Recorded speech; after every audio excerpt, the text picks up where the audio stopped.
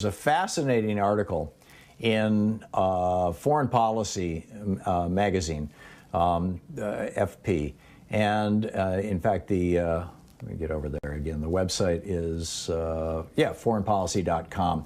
It's by Trita Parsi. It's titled, Why Mohammed bin Salman Suddenly Wants to Talk to Iran. And this is fascinating because just a couple of years ago, Mr. Bonesaw, Mohammed bin Salman, was trash-talking Iran, and all of a sudden he's now saying, oh yeah, maybe we can be partners, maybe we can work together.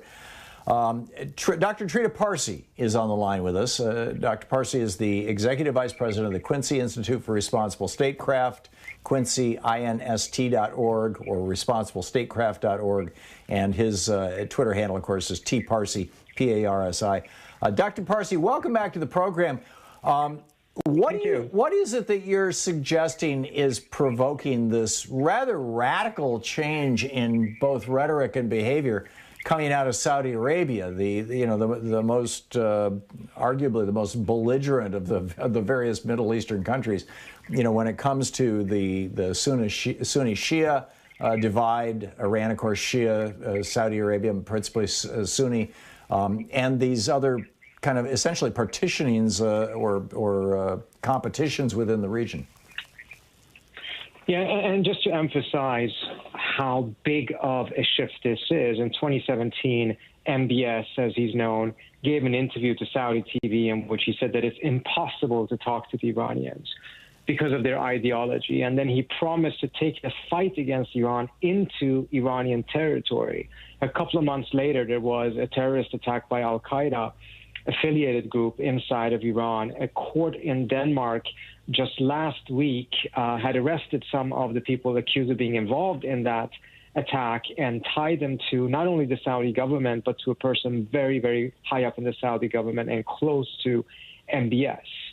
So we're not just talking about rhetoric, but there was actually quite a lot of involvement in promoting that type of violence. And incidentally, obviously, the Iranians are not innocent in this either. But I just want to mention this to explain the extent of this shift. Now, suddenly, MBS is giving an interview to Saudi TV, and he's saying that we have to talk to Iran, and we're going to try to find a good way of reconciling their neighbors. There's got to be a better way, which is, in my view, great. I mean, that's absolutely what we need. We need more diplomacy and for these countries to resolve their tensions peacefully. The question is why.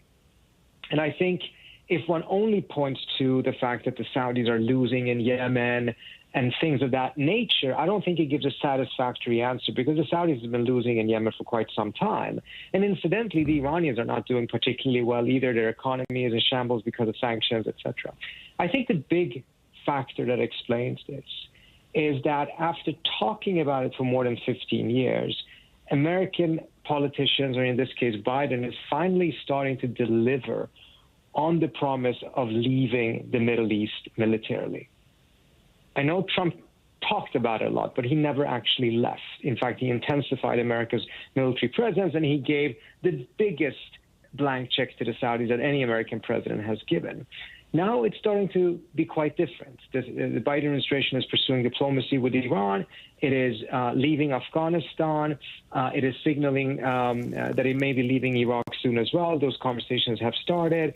And it has also made it quite clear that it's going to shift its focus away from the Middle East in order to shift more towards Asia. Under those circumstances, it essentially means that Saudi Arabia no longer has an American option, meaning that it could hide behind the United States, it could start all kinds of recklessness and wars, and the United States would bail it out. As long as that was the case, that was preferable, it was optimal to the Saudis than actually engaging in painful negotiations with the Iranians that inevitably would lead to painful concessions. But now, when it seems clear that the option of hiding behind the United States is no longer an option that exists, suddenly diplomacy becomes the best option available to the Saudis. And the lesson there, I think, is that instead of this dogma that is so common in Washington, and which many of these folks are saying that if the United States were to leave the Middle East, chaos would ensue, everything would just fall apart. The only thing that is actually providing a modicum of stability in the Middle East is the American military presence. We're actually seeing that quite the opposite. The American military presence fueled recklessness, and destabilizing activities, at least on part of some U.S. allies.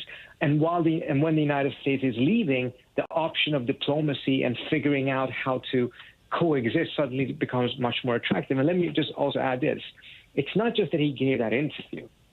It's that since January, at least 5 meetings have been held in the country of Iraq between Saudi, UAE, Jordanian, and Egyptian officials. In fact, the Iranian foreign minister is going to UAE later this or next week, I believe.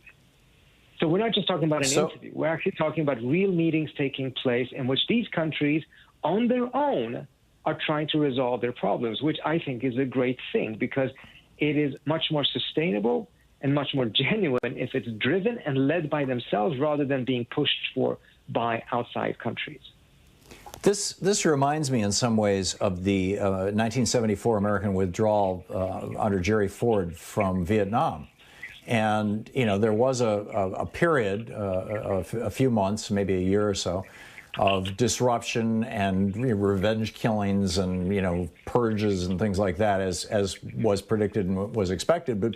But by and large, and fairly rapidly, the entire region, including Laos and Cambodia, kind of just restabilized very quickly, and, you know, without us messing with them any longer. Is there an analogy there? I mean, this is like, because a lot of people are really terrified. You know, Hillary Clinton was speaking about this over the weekend, about our pulling out of Afghanistan. But it sounds to me like what you're saying is that our pulling out is going to be the thing that, in fact, the promise of our pulling out is already the thing that is leading to diplomacy in the region rather than more military action. We have about 1.5 minutes to the break. I think that pattern is clear now. Unfortunately, in the case of Afghanistan, it may not lead to the type of swift diplomacy that is needed. Unfortunately, there's likelihood of being more violence in Afghanistan specifically.